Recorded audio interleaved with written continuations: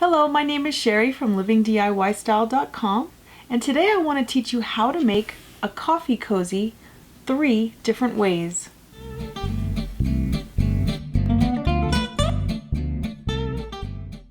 Coffee cozies are not only super fun to make, they're also very easy and quick to make, making them the perfect project if you're just learning how to sew or you're teaching your child how to sew. So like I mentioned earlier, we're going to be making 3 types of coffee cozies.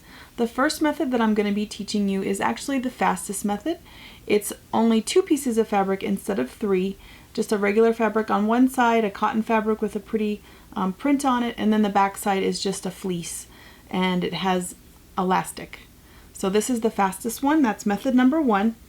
And then the second method is the reversible coffee cozy. As you can see here, it has fabric on one side, it also has elastic and a button on one side, but you can turn it around and it's reversible. Like I said, it's got another print on the other side and both sides have a button. And for method number 3, we're going to be learning how to make a coffee cozy with Velcro like this. And if you want to add a little bit of character to your Velcro closure, I'm also going to just put in an extra little tip on how to make a faux button on your Velcro closure so that you don't have to make a buttonhole. So let's get started. Step 1. Print out the pattern by clicking the link below in the description. Step 2. Figure out whether your cup is straight or tapered. If your cup is wide on top and narrow at the bottom, it's tapered. You will need to use the tapered pattern for this shaped cup. If it's the same size on the top and the bottom, it's straight. So you will need to use the straight pattern for that kind of cup. Step 3. Measure your cup. Use measuring tape to measure the circumference of your cup. In order to measure the circumference of a tapered cup, go in through the handle and work with that measurement. Once you have your measurements, just cut out the pattern in the size that you need. Step 4. Fabric preparation. The paper pattern needs to be placed on the fold to make an accurate pattern. For method number 1, just cut out 1 exterior fabric and 1 fleece. For method number 2 and 3, cut out 1 exterior, 1 fleece, and 1 lining fabric, all on the fold. Step 5. Put it together and sew it. Method number 1, the quick 10-minute coffee cozy. Fold a small piece of elastic and pin it in place. Then place the fleece right on top of it and pin it in place to secure it. Then sew it, leaving an opening to turn it right side out. After you're done sewing, go in through the opening and turn it right side out.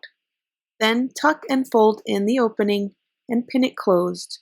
Then go around the entire rectangle with the top stitch. And that's about it. Method number 2, reversible coffee cozy with an elastic closure.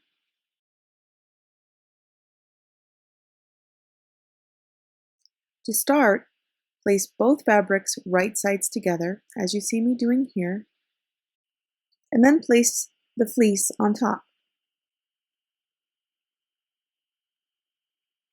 Sew around as you see here,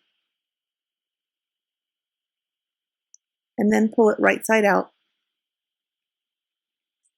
Fold and tuck the one end, and insert your folded piece of elastic. Pin it in place, and then sew across. In order for the coffee cozy to be reversible, it has to have 2 buttons, 1 on each side, so just hand sew it on like I'm doing here.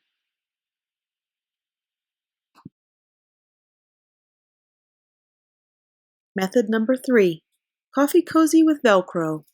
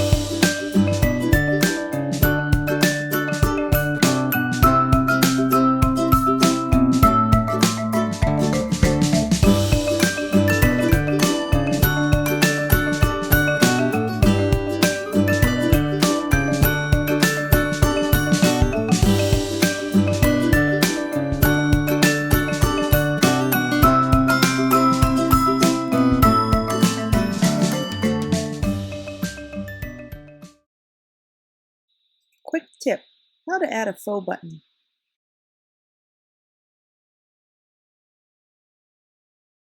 In order to hide our stitching, we're going to only sew the Velcro onto the back side of the tab, then place the other side of the tab on top, sew around, and then turn it right side out, just like you did before. And you'll see that the Velcro is sewn right into the seam, so there's no Velcro stitching on the outside. And then just finish it off just like you did without the button.